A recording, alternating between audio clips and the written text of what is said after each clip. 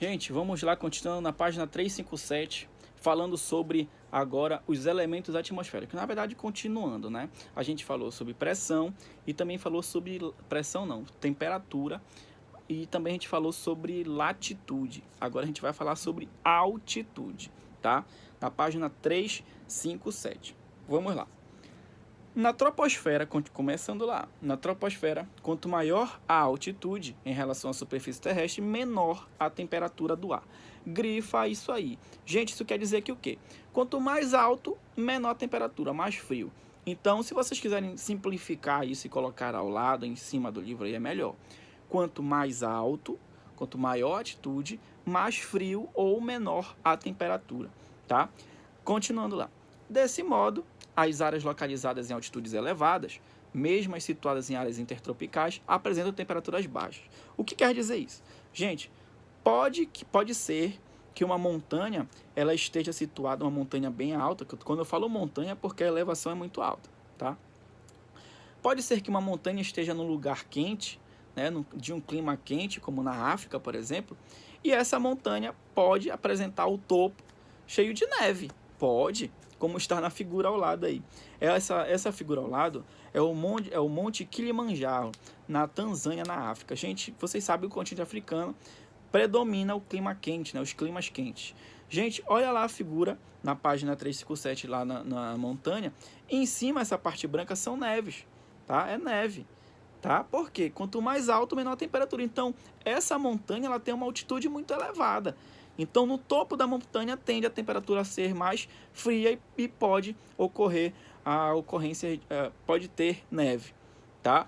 Então, olha aí, é até meio estranho a gente ver um lugar que é de safari, né, um clima quente, com uma montanha com topo cheio de neve, né? Mas isso ocorre. Então, quanto maior a altitude, menor a temperatura. Gente, isso não tem erro, tá? Isso aí é muito simples, tá? Continuando. Continentalidade e maritimidade. Tá? Se vocês forem perceber, gente, a latitude e a altitude a gente estudou já na primeira avaliação. Tá? Eu só estou tentando relembrar vocês porque isso também faz parte dos elementos atmosféricos. Tá? Vamos lá. Continentalidade e maritimidade. Começando lá. Os efeitos da continentalidade e da maritimidade estão diretamente relacionados ao tipo de clima de cada região.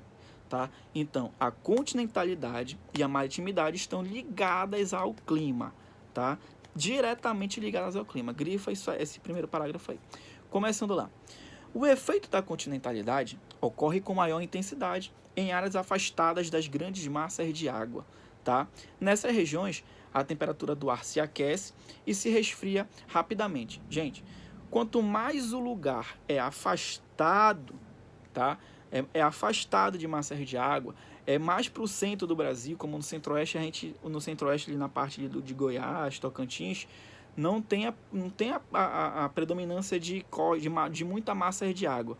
Então, quanto mais o lugar, preste atenção, quanto mais o lugar é afastado de massas de água, a temperatura do ar tende a se aquecer e se esfriar rapidamente, tá? Ou o lugar ele é muito frio, na época de frio do lugar, ou ele é muito quente na época de calor do lugar.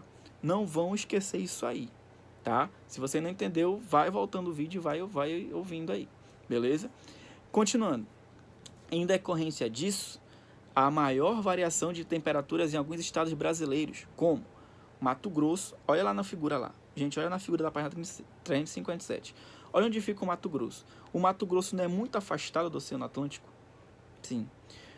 Outro, Mato Grosso do Sul. O Mato Grosso do Sul não é muito afastado das massas de água do oceano? Sim. Outro, Goiás e Tocantins. Olha onde é Goiás, olha onde é Tocantins. É muito afastado. Então, esses lugares, o ar ele se esfria, né, e se aquece muito rapidamente. Então, tem dias, né, tem épocas em Goiás, nesses estados aí, que a temperatura é muito elevada. E tem épocas que a temperatura é muito baixa. Então, a variação de temperatura é muito grande nesses lugares aí. E isso se chama continentalidade.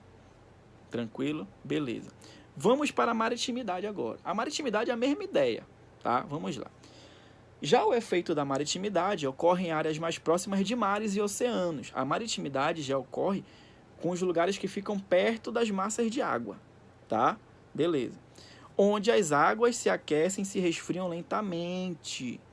Como consequência nessas áreas, a variação de temperatura é menor. Gente, os lugares onde ficam perto das massas de água, perto do litoral, perto do oceano, como todo o Nordeste brasileiro, Bahia, Alagoas, Sergipe, Paraíba, Rio Grande do Norte, Espírito Santo e Rio de Janeiro, todos esses lugares aí, as águas elas se aquecem e se resfriam lentamente, tá? Então, esses lugares a variação de temperatura é muito baixa, tá? É muito baixa e sempre se mantém naquela temperatura ali, tá?